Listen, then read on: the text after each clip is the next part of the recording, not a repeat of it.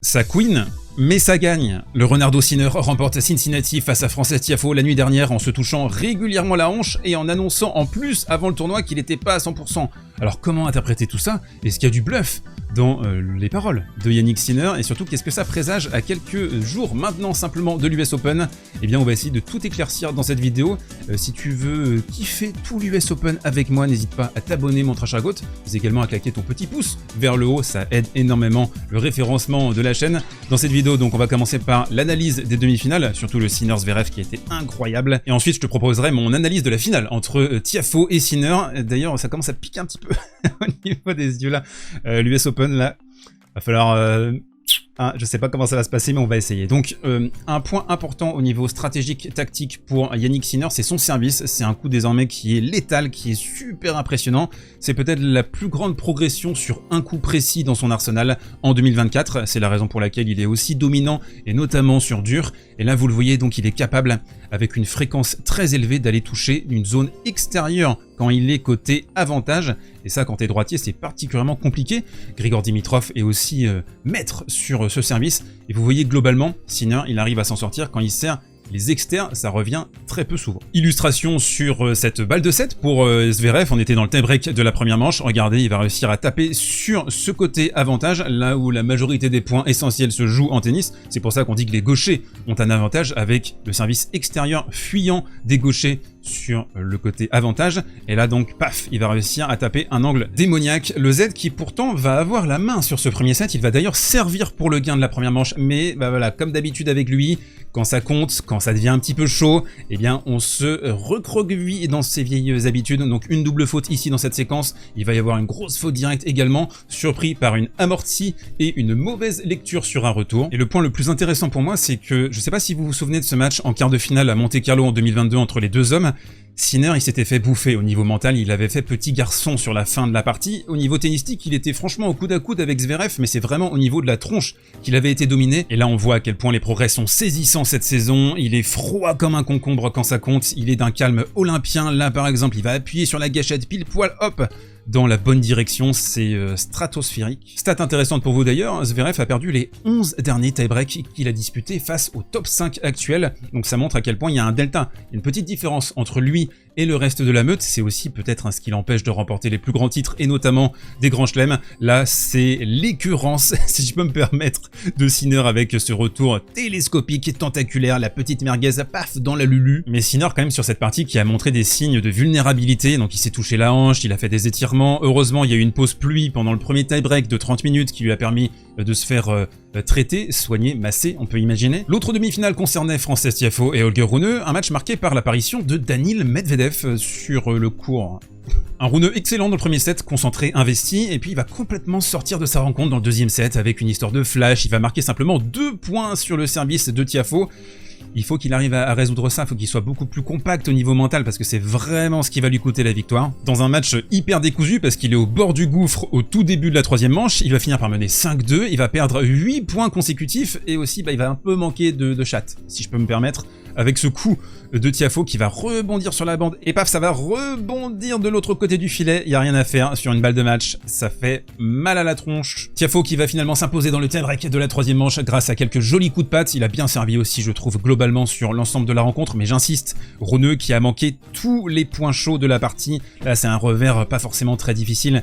Et c'est un coup trop risqué, il va chercher la ligne alors qu'il y a mieux à faire, plus de sécurité peut-être. Après clairement c'est le genre de match que tu peux perdre quand t'es en rémission et c'est le statut actuellement de Holger Rune qui tire du positif quand même de cette semaine à Cincinnati. Il l'a expliqué ensuite sur les réseaux sociaux, mais je reste quand même persuadé que c'est le différentiel entre lui et des joueurs comme Jannik Sinner et Carlos Alcaraz, à qui il est très souvent comparé, c'est là, c'est dans la tronche. Allez, on bascule sur la finale désormais, et c'est Frances Tiafoe en finale sur le tout premier jeu qui va se procurer les 2 premières balles de break et qui vont être écartées avec, tenez-vous bien, mais vous le savez, le service de Sinner. Là par exemple un redoutable service au corps, il le maîtrise très bien ce service, impossible pour la Tiaf de se dégager. Un axe stratégique très important pour Sinner face à Tiafoe, c'était la diagonale, essayer de fixer sur cette diagonale revers, empêcher en fait Tiafoe d'activer son coup droit et éventuellement d'attaquer sur le côté ouvert. Donc il l'a tenu ici, il l'a fixé, et à chaque fois en fait que Tiafoe a voulu ouvrir un tout petit peu le débat, l'échange,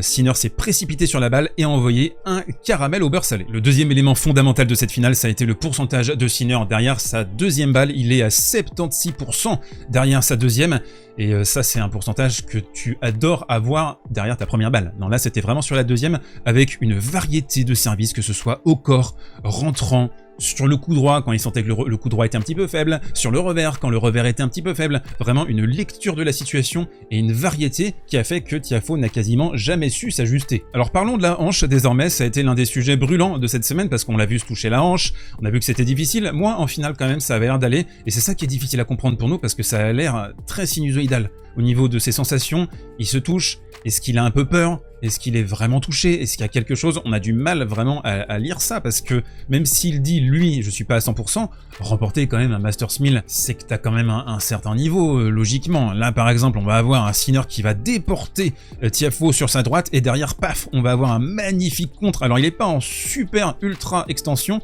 on sent qu'il est toujours un petit peu en contrôle quand il est en bout de course, mais au-delà du service, au-delà de cette diagonale, au-delà également de sa capacité à enclencher des accélérations létales exactement quand il le faut en bout de course, on a eu ce fond de jeu sinnerien, c'est-à-dire de la cadence, 3, 4, 5, 6 frappes, même sur une surface aussi rapide, entre guillemets, que celle de Cincinnati, et surtout une capacité, à chaque fois qu'il était contré, de pouvoir défendre. Regardez là, il va passer sous la balle, il va la choper, et la sensation, elle est double, parce que je pense pas qu'on ait revu ce Sinner-là depuis la tournée américaine Indian Wells Miami, mais en même temps, il me donne pas l'impression d'être tout à fait à 100%, et ça peut être risqué, n'empêche, hein, de forcer sur ta hanche, parce qu'on sait, on peut jouer sur une hanche un petit peu douloureuse, mais on peut aussi complètement l'exploser, et si on l'explose, eh bien on devient Andy Murray. Sinner qui, dès le début de la deuxième manche, sait qu'on vient de vivre 5-10 minutes pivot sur cette finale, et qui va mettre le dernier clou dans le cercueil de Tiafoe, avec une létalité impressionnante. Et finalement, le meilleur geste de Tiafoe sur cette finale, ça a été ce doigt d'honneur lors de la cérémonie. Je veux bien votre avis quand même sur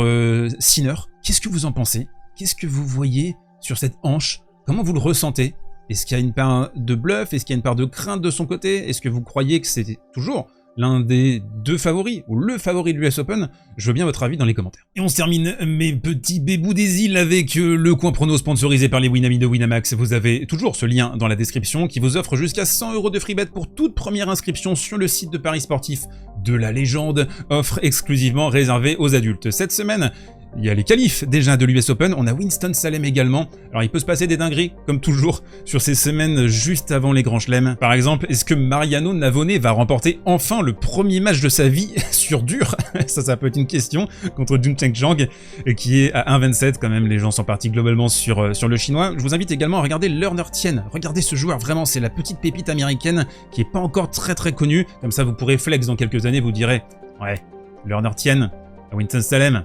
Je m'en souviens. Ça risque d'être compliqué quand même face au missile sol-sol de Maro-san. J'ai envie de mettre une petite pièce, sinon tout en bas, vous le voyez, hop, la cote ici sur Alex Mikkelsen à 1,68 contre Lefkovic. On a également les qualifs de l'US Open cette semaine avec le GOAT, le vrai, notre Richie Gasquet national. Alors, mi-joueur de belote, mi-joueur de tennis, mais quand même une cote à 1,42 qu'il s'agirait de fracasser en plein vol, tel un revers long de ligne de Richie. Et on a ce duel aussi franco-français sympa entre Lucas Pouille et Harold Maillot. On va suivre les parieurs, on va partir sur Lucas Pouille.